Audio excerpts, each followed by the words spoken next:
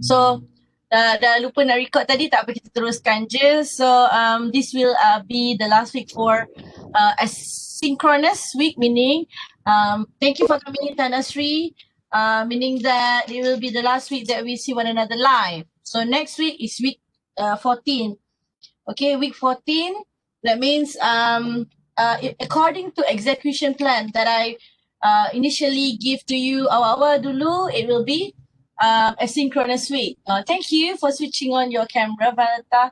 So it will be the last week that I see you, and the next week asynchronous. My plan is for you to have sort of exercise.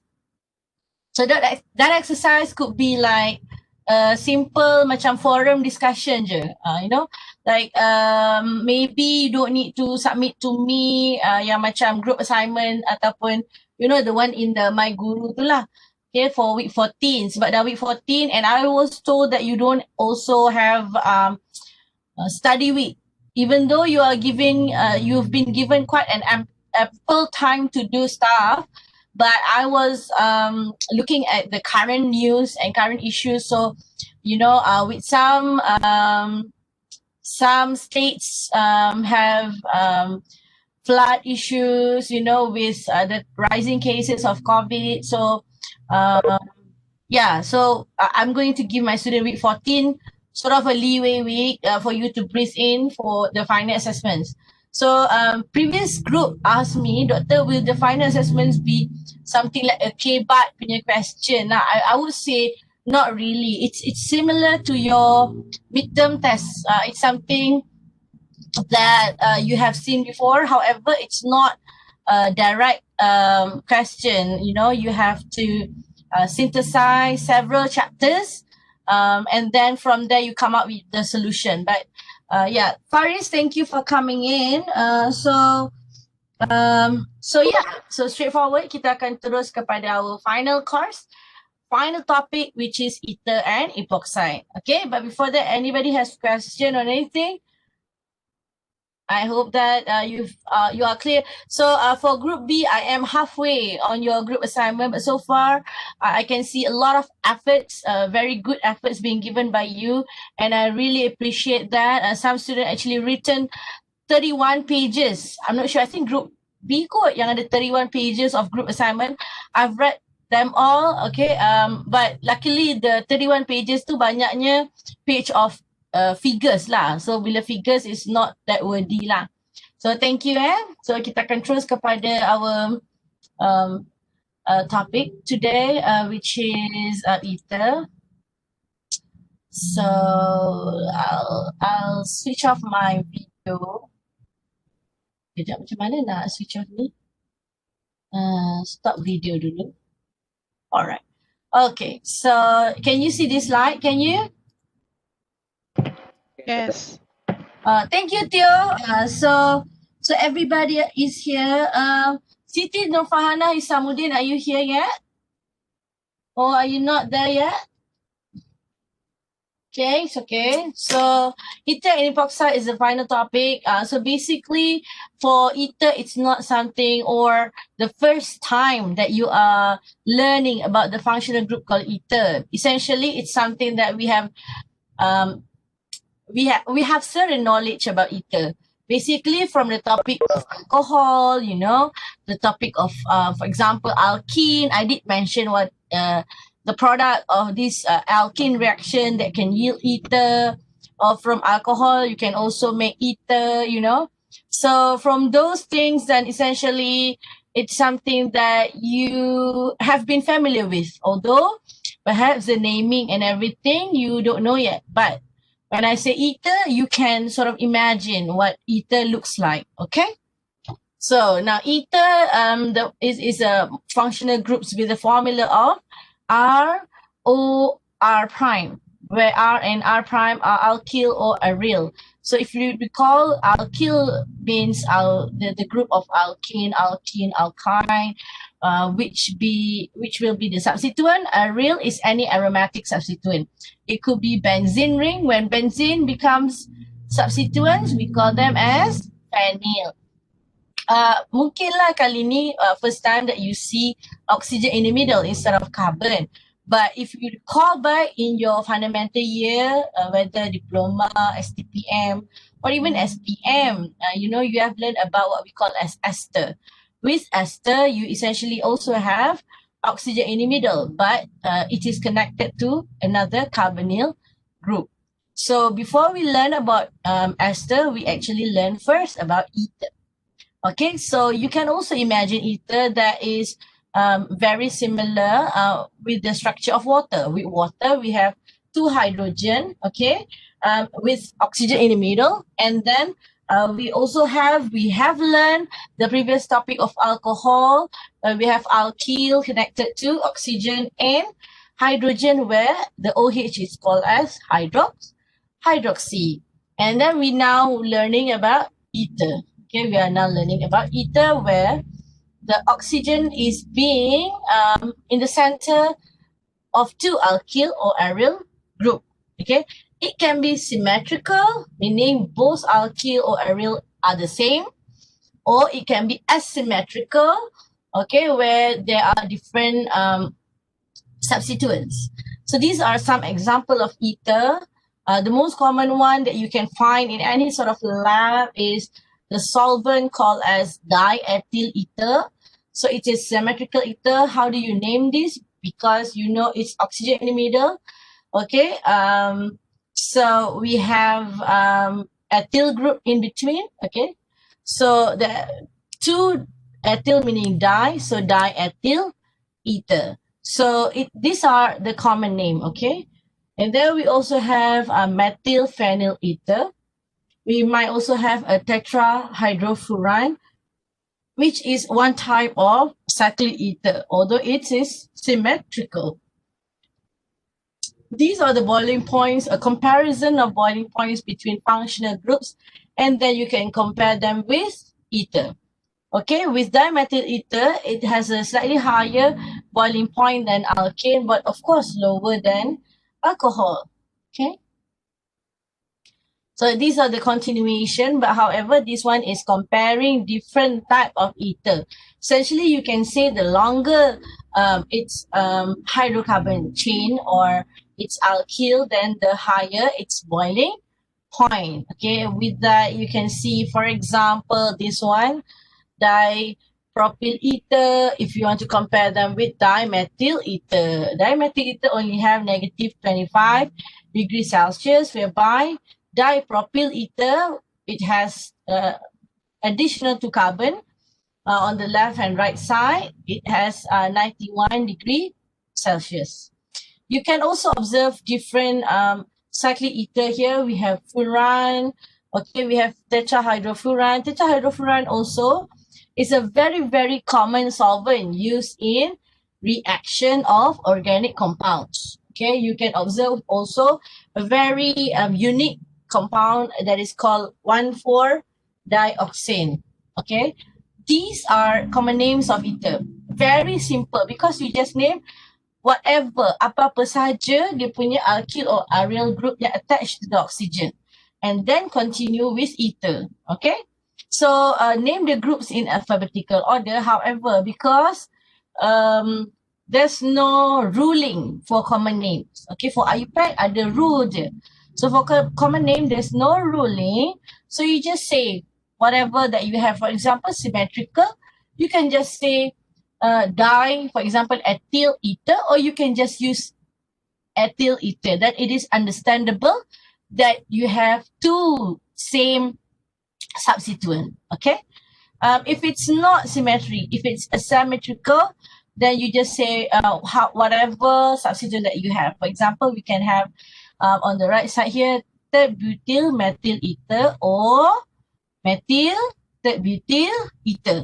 Yang ni, this knowledge is very useful nanti dalam tajuk amine. Okay, bila you go into SKO3023, you will learn about common name of amine. So sama juga, you will spell out for its common name.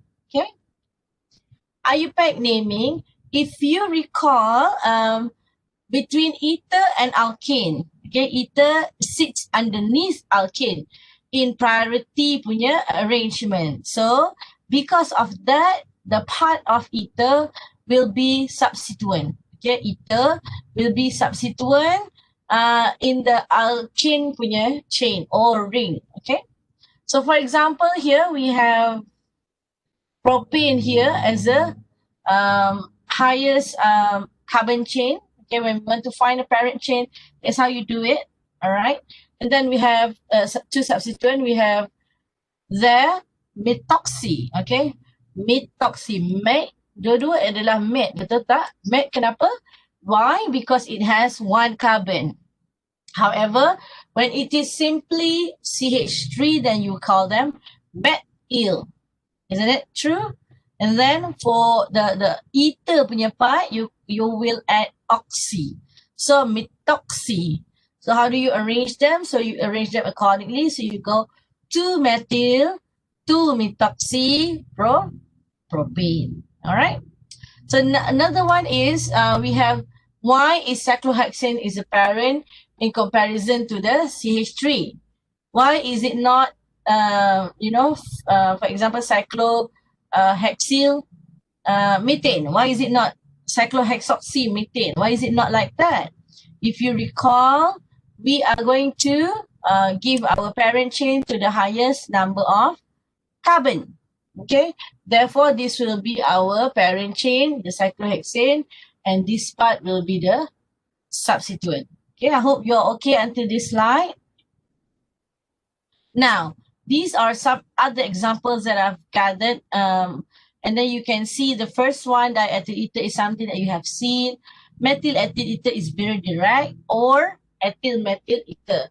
However, its its IUPAC will be given as methoxy ethane, essentially because ethane has an additional carbon lah, the 2 carbon. So therefore, the methoxy part is the substituent. Okay, we also have MTBE or methyl butyl ether. Its common name is 2-methoxy 2-methyl propane. How do you have this? You go to here, sama juga right. If you see the way it's arranged slightly different. This one dia letak 2-methoxy di depan, this one dia letak 2-methyl di belakang. For me, I agree on this one because if you see it's alphabetical. Alphabetically we have meths, both of them has meths. Okay, however, this one has O. So you know O comes before Y. So if it was me, I agree with this IUPAC naming. Now, we also have what we call as diphenyl ether. Interestingly, this is something that I want to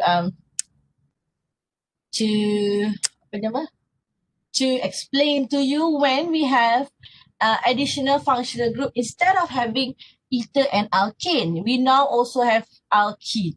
So when we comes across something like this, so you have to see what are your priorities. Essentially, you have like that, and then you have a 1-methyl there, and then double bond. So in comparison if you want to compare the functional groups that you have, of course, alkene is higher in priority in comparison to alkane. Therefore, you are going to apa-apa hal pun give the lowest number to alkene. Okay.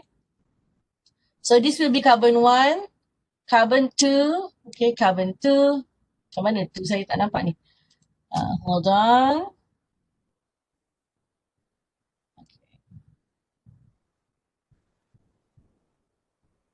This will be carbon 2, carbon 3, 4, 5, 6.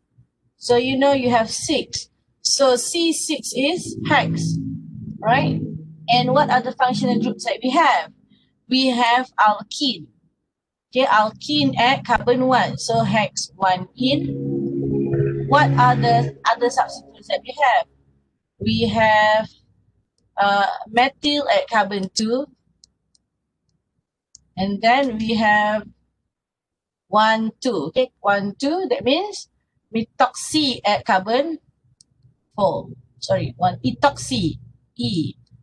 Ethoxy at carbon 4. Okay. To assemble them, of course, for IUPAC, you will assemble them according to alphabetical order. So E comes before M, so you're going to put everything together. It is named as 4-ethoxy, 2-methyl, hex, methyl, hex 1, in. Atau kalau you nak guna old IUPAC, 1-hexene also can. Alright, now instead of having alkene, okay, another example here is given when we have alcohol. Okay, when we have alcohol as our parent chain. So always remember with alcohol, carbon 3 and above. Maksudnya, if you have more than 2 carbons in your compound, you have to number your hydroxy. You have to state where is your all. Okay, if you didn't state where is your all, then your IUPAC name is incomplete. Contohnya kat sini you just write as 3-isopropoxy butanol, then it is wrong. Okay, you have to state where is your all. Okay, so we have 1 here. Of course, the priority will be given to OH, 2 there, 3 and 4. From here, we have butan 1-ol. Okay, atau you nak letak as 1-butanol. And then we have this part as our substituent. It comes from isopropyl. So when we attach them as an ether, so it is alkoxy, so it's isopropoxy. So altogether, 3-isopropoxy butan, 1-ol or 1-butanol, depends. All right. Now we have the next example ni. If we have additional information in this term, we have geometrical isomerism being shown clearly. Okay, you know with cis is that the literal definition is when something have 2 substituent is in the same area. Okay, so with bowl being pointed out there, that means both of the substituent is facing up. Okay, if you remember bowl and wedge for stereoisomerism topic, so if we have 1 bowl, 1 wedge, meaning one is facing up, one is facing down. However, we have both substituent here is both are facing up. So you have additional information being given. It is cis, okay, and our substituent is cyclohexane, not substituent. Yeah, our priority is given to this cyclohexane. All right. And this is our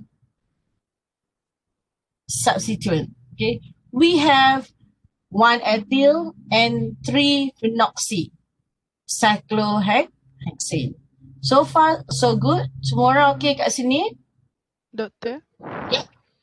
The cis, isn't it supposed to be E or Z, or it doesn't matter? This one, if you for E or Z, it's more for the alkene. Alkene. Alkene is it's very related to alkene kalau yang EZ tu. Kalau kat sini kita can see that the other one, kalau I nak draw H bond kat sini, the other one is hydrogen, right?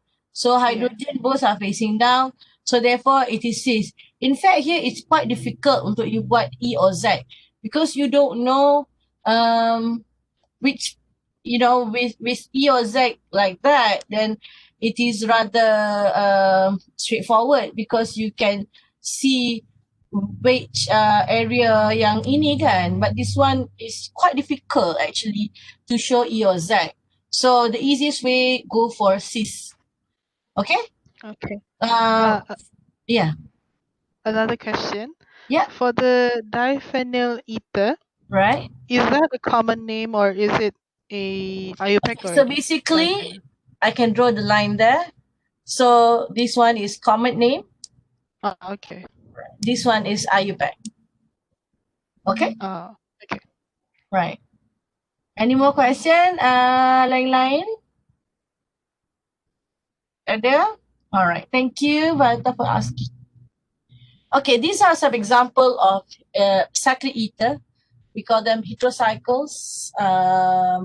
which in fact, there's a journal dedicated to heterocyclic. Okay, so it's quite an interesting topic. I remember there was an academic which who actually expert in this particular group, which I'm not. Okay, all right. Now, my thing is steroid. Okay. Now, basically, we have heterocyclic. Oxygen is part of the ring. We have epoxide. We call them also oxyrane. We have oxetane. So far as I have learned and taught organic chemistry, I haven't come across any oxetanes yet. Okay. But I have come across furans. Okay, if it doesn't have you know the the two double bonds, we call them as oxolanes. All right, pyrans. Okay, so banyak juga jumpa pyrans. Or if it doesn't have the two alkene part, we call them as oxanes. But uniquely, if we have substituted the carbon opposite to oxygen with another oxygen, we call them as dioxane. Okay, but your focus will be this one only, the epoxide. All right, now how then you synthesize ether? Look, this is not something new. Basically, you have looked at several reactions prior to this topic. Okay, several reactions that can produce ether. Okay, so if I go towards the slides yang next ini, I'm sure it can trigger your memory. What have we discussed before? For example, this particular topic, Williamson ether synthesis.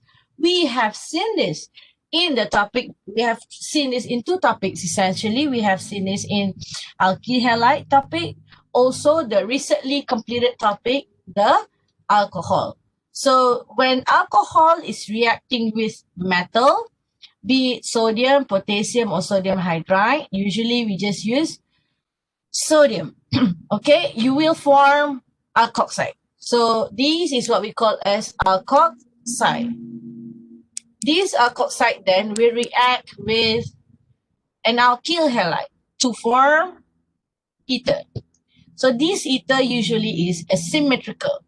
Dia tidak symmetry sebab there's another simpler way to make symmetrical ether. So this is not symmetric, and this method usually involves an SN2 attack of the alkoxide on unhindered primary halide or tosylate. Okay, our focus shall be the primary halide sebab you tak belajar any sort of tosylate punya example. If tosylate ni yang ada sulfur tu dekat dia punya structure, usually kita just letak TS saja. Now, SN2 attack, if you remember, it will be related to primary halide. Okay, kalau SN1 dia ada carbocation, SN1E1 ada carbocation, and dia akan prefer tertiary alkyl halide sebab ada carbocation. So dia nak ada stable carbocation for tertiary carbocation. Now, because of that, if you've been given an ether, so you need to figure out how it is being synthesized. So you have to work things out, and then you have to figure out yang mana satu yang akan jadi its alkoxide part, yang mana satu jadi dia punya alkyl halide punya part. Alright, so it's very straightforward. So these are some examples of Williamson synthesis. Luckily for this course, we are not discussing about its mechanism. All right, so if we have hexanol from here, then you are reacting it with sodium. So then you have an alkoxide being formed with oxygen that is being charged negative. And then you reacting it with a tosylate example here, which is an ethyl. Then you just combine everything. You just take the ethyl part and then you eliminate this part. You combine them all and you will have epoxycyclohexane. Okay. This one looks a bit more complicated because the structure itself is complicated, right? However, it is not essentially because you just replace this hydrogen with the ethyl part of alkyl halide. So reacting it with sodium hydride and then combining with alkyl halide, you will form 2-methoxy-3,3-dimethyl-pentane. This is a good way untuk you belajar about naming. Okay, so if you recall here, we have 1, 2, 3, 4, 5. That's why it is pentane. And then you have the substituent of methyl, 2 methyls at carbon 3, and then we have methoxy at carbon 2. All right. So the way to do this is just replacing the H to the alkyl part, and then we have our final product.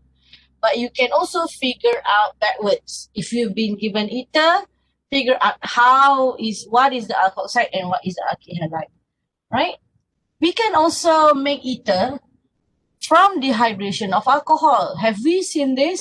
Yes, we have in the topic of reaction of alcohol. So among the reaction of alcohol punya reaction there's many reactions of alcohol.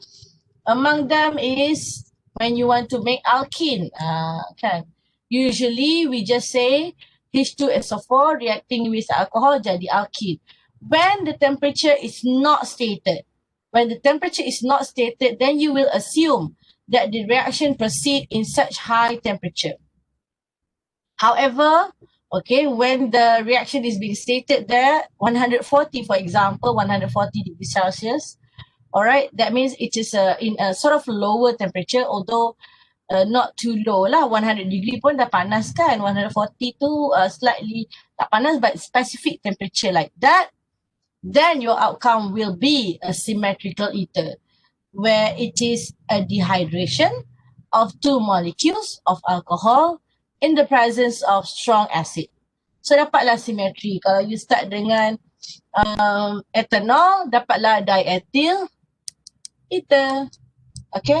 Kalau you start dengan, for example, butanol, maybe you dapatlah dibutyl ether. Alright. So we have seen this, okay, in the previous topic. This one in topic of alcohol and alkyl halide. This one is in the topic of alcohol. Okay. Now, this is something new, sort of.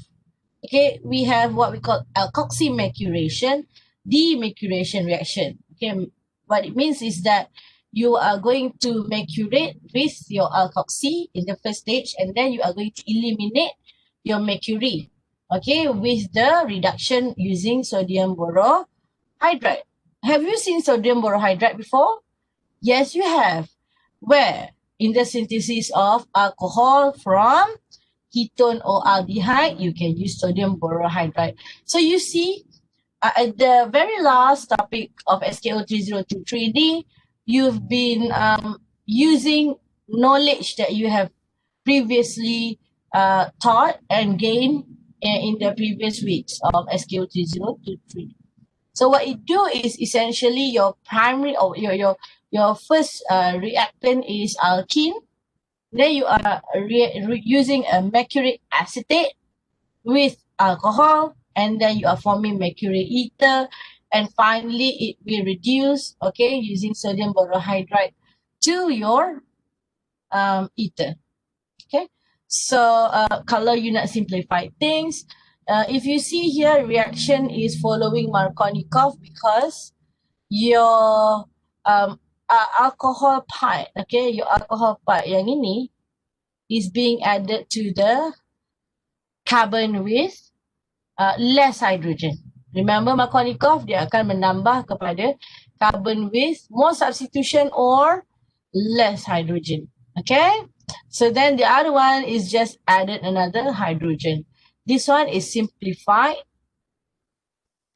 reaction instead of having an intermediate. Okay, so we are not, if you don't want to show the intermediate mercurium ion tu tadi, you akan straightforward show it like this. Okay, but I would say the common ones are the first and the first and second type of synthesis for ether. Okay, now reactions of ether juga tidak banyak. There's only 2 reactions being discussed here right now. Okay, the first one is what we call as acid-catalyzed cleavage, where the ether will be cleaved by strong acids. If an excess to equivalent or more of HX is present, HX could be HBr, it could be HI, okay, bromic acid, iodic acid, that alcohol can be converted into alkyl halide through two subsequent steps, meaning that you have to have access to equivalent or mole. Here you see it used 2 moles of the acid. Okay? And then straightforward, apa yang you akan buat, you will cleave this part to its corresponding alkyl halide. So kalau dia guna BR lah you punya final products. Okay, dapatlah CH3Br dan CH2CH2Br. Another mazhab, okay, another understanding when we use HBr, H2O, okay.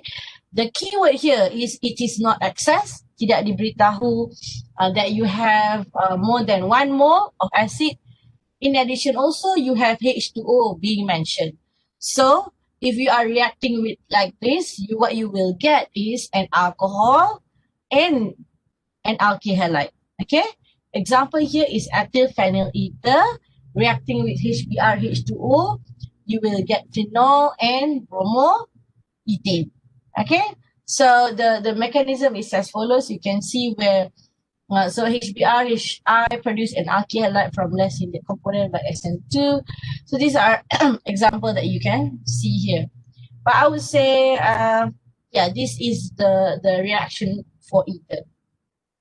Another reaction, which is a very slow reaction that can take up to weeks or months. You imagine you nak buat tindak balas tu for weeks or months. Katalah you dapat electric shock dekat you punya lab. Okay, there's no electric, for example. So your reaction cannot proceed, okay? Because it takes weeks or months to actually get your result, which is of course not preferable lah. We like things that quick. And so in the presence of atmospheric oxygen, ether will slowly oxidize to hydroperoxide and alkyl peroxide. But atmospheric oxygen meaning the oxygen that we use, okay, excess oxygen, weeks or months, it will turn into hydroperoxide and diisopropyl peroxide. So essentially, there's two ways of looking at this. So it has two products. One is adding your oxygen there, okay. Another is adding your oxygen up here. All right, OOH, O, meaning peroxide. Okay. So we are going to look into our cyclic ether, epoxide, or we call it as oxyranes. So how do we get epoxide? From reaction with peroxy acid, it could be peroxybenzoate, it could be other type of peroxy acid, where it will react with alkene and then it will form the triangle looking thing with oxygen as your peak. All right. So it will be, for example, here we have cyclohexene oxide from cyclohexene. Later we will see how exactly are you going to synthesize epoxide. All right. So the oxygen can be treated as substituent epoxy on the compound. Use numbers to specify position. So you see here, the priority here being given to the epoxy, where you see in the cyclohexane here, we have 1, 2 epoxy, 4 methyl cyclohexane. Again, this one is alphabetically ordered. Okay. Dan juga we are showing its geometrical isomerism with trans. How do we know that? Because we have, we just see the hydrogen. Okay, the hydrogen is sitting on different area. One is bold and one is hatch, meaning one is facing up, another is facing down. Because it is in the opposite place, we call them as trans. So trans 1,2 epoxy 4 methyl cyclohexane. All right. And then another example here is where we have hexane. You see why is it named as hexane? Because the entire thing there is our hexane. It is our straight chain. This part, the alkoxy part, the epoxide punya part is part of the compound.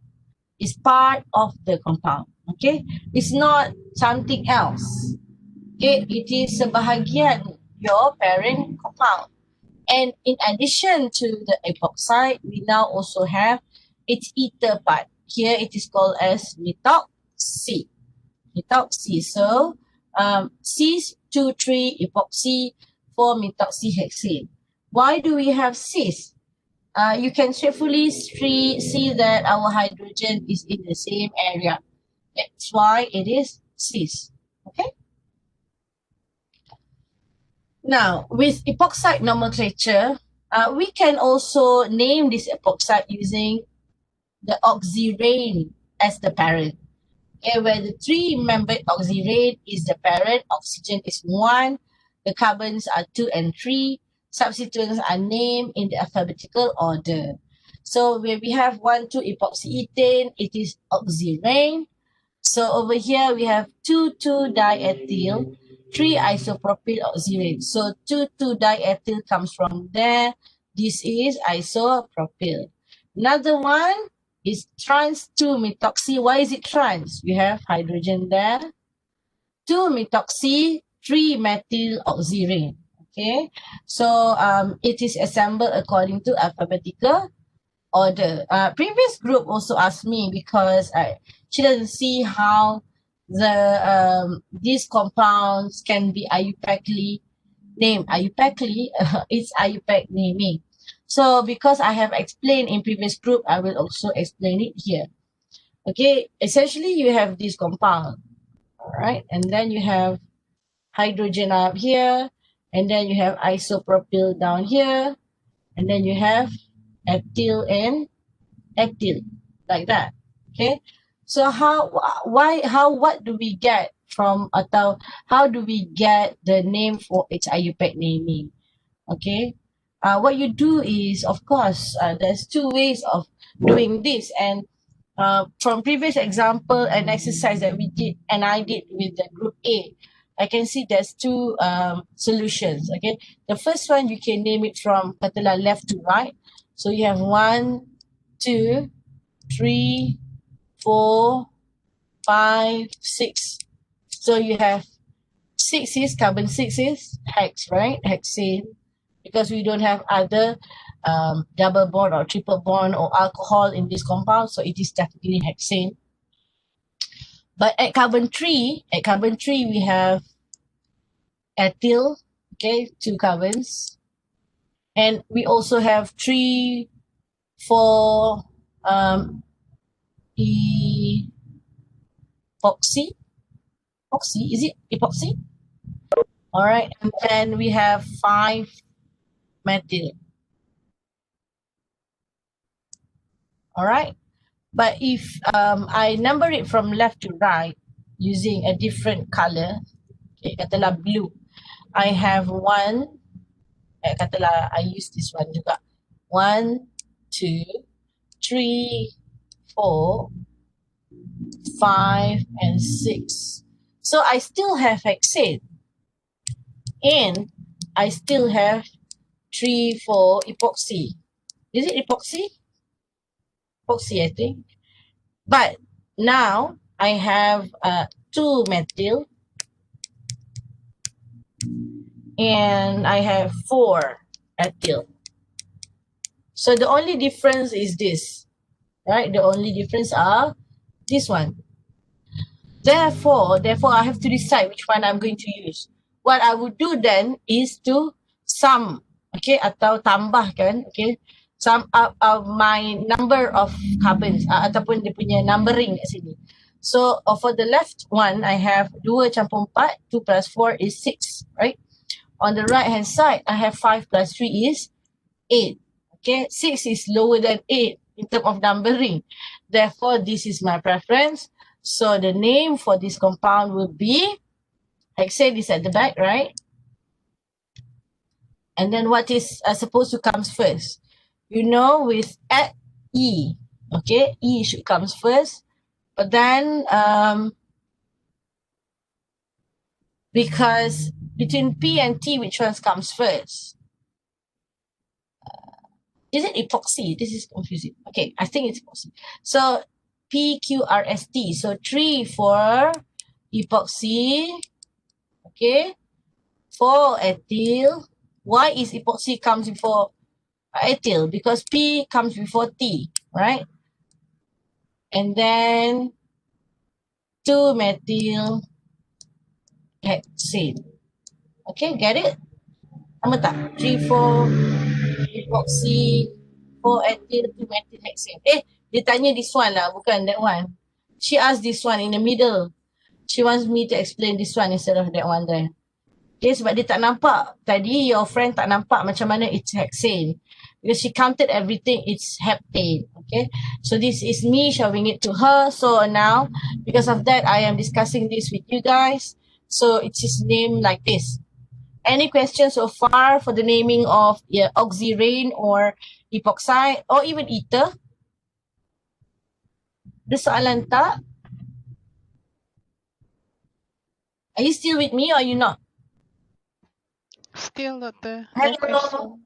Okay, no question. Okay, I hope that you understand for epoxide ni. Right. And then how do we synthesize epoxide? Like previously that I've shown you guys, we are going to use alkene, reacting it with peroxy acid. Okay, previous example using peroxybenzoic acid. Okay, and you will form your epoxide. So we use the most common reagent being used is what we call as metachloroperoxybenzoic acid or MCPBA. You can just straightforward use MCPBA instead of any peroxy acid because it doesn't change anything. It doesn't add the part of alkyl, for example. It doesn't do that. Okay, it doesn't have any contribution for your alkyl on your ether, on your epoxide. What it will do is essentially just from alkene, it will break the double bond, it will break the pi bond, and then it will extend it, and then you will form like a triangle there, okay, with a single carbon chain connected to oxygen in the middle, okay? And the reaction is carried out in a protic acid to prevent the opening of the epoxide. What is a protic acid?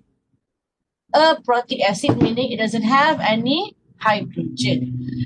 Example of protic acid, for example, is HBr or bromic acid, or a diprotic acid is, for example, sulfuric acid is a diprotic acid. Okay, so it is very straightforward. Any type of alkene, you use MCPBA, you throw dapat epoxide. Okay. Now, this is quite extensive when we have a nucleophile attack untuk open the epoxide. So we can open epoxide under acid condition in 2 key steps. Alright, whereby essentially the punya end product has OH. Punya end product, if you see here pun example-nya semua ada OHs. Okay, you just add your nucleophile, in your one of the carbon. Okay, so you can observe that. I would say this is our cutoff point. You just see the one reacting with strong nucleophiles. Okay, and then the last slide for ether is we call them as and it is a reaction for epoxide is acid catalyzed opening of epoxide. Okay, if you see we also have untuk ether we have autooxidation and acid catalyzed cleavage for ether. Okay, use catalyst untuk cleave ether. We can also cleave epoxide. Okay, we cleave epoxide through reacting it with hydronium ion, or it is H2OH plus, or you can say H3O plus. And what it will do, you just form diol. You just form diol. Okay, so a very straightforward example. For example, you have an epoxide there reacting it with H3O plus. What you observe is just a diol. Okay, so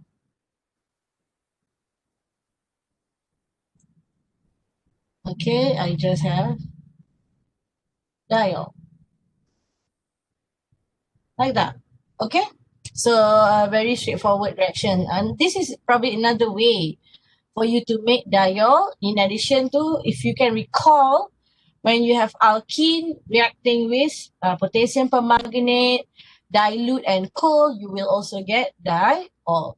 Okay, with that, that will be wrap up of SKO3023, and next week saya akan buat simple exercise, true forum maybe, and then you will face your final assessments.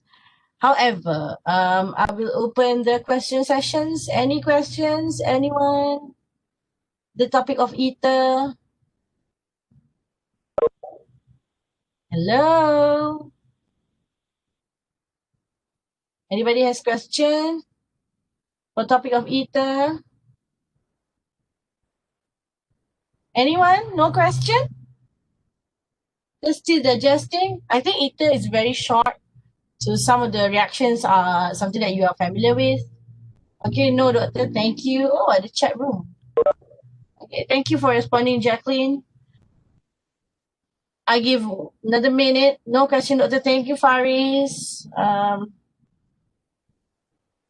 Okay, so another 2 seconds.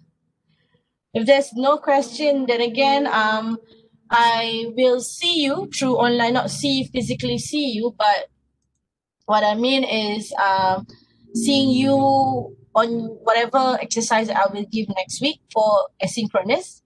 Okay, and then you will give me your reply or your answer to that exercise that will be counted as week 14. Usually if it's face-to-face lecture, I usually wrap up in week 13, but because it's online, so probably I give you something to do anyway for next week because you're at home, right? We have 2 weeks of PKP. All right, and then I wish you all the best for your final assessments. I'm sure you all can do it. Okay, and yeah, don't worry about your coursework. As far as I'm concerned, you are in the right place and good place. Okay, so do your best for final assessment. Just use A4 paper. Saya selalu pesan pada you all use A4 paper. Kalau betul-betul tak ada langsung A4 paper kat rumah tu, bolehlah guna kertas yang garis-garis tu. But I prefer A4. And make sure you write your name. Sebab ada banyak pelajar, dia guna the front and back page of the paper, but all the answers are in there. So ada juga yang macam tu, ada juga yang have 4 and 5 papers, but because dia punya tulisan agak besar. I don't really care how you are submitting sebab last sekali saya akan tengok the overall. Yang penting it's clear, the answer is complete. For IUPAC, if it's stated that you need to write its geometrical isomerism, you have to write. Okay, the relevant one is it cis, trans, E or Z. You know, if it's R or S, you have to write it completely. Okay, make sure kalau IUPAC tu, you have to detail out all your substituents. If it's mechanism, do not miss your row arrows as well as the charges. Okay, if it's for example syntheses or reactions, make sure you have everything. So the type of final assessment is basically a synthesis of everything that you have learned in SKO3023 from the very beginning. Okay? So, kalau tak ada apa-apa, so I will wrap up the session. I will still see you in the WhatsApp group, okay? And I'll talk to you when the exercises are ready. And when these videos are ready to be uploaded in YouTube so that you can revise and rewatch this again, okay? Thank you, everybody. Bye, everyone. Also, I would like to say one more thing. If there's any of khilaf or wrong word that I've used that offended you, somehow I would like to apologize. And because we cannot see one another for the whole 14 weeks. I wish you all the best. Thank you, everyone, for always coming in and always cooperating. Group B is the best. Group A also the best. Group C the best juga, except for 1 or 2 students saja lah. Alright, thank you so much. Bye, everybody. Thank you, Doctor. Bye, everyone. Thank you, Azira. Bye. Good luck untuk final. Thank you, Doctor. Bye. Thank you, Doctor. Thank you, everyone.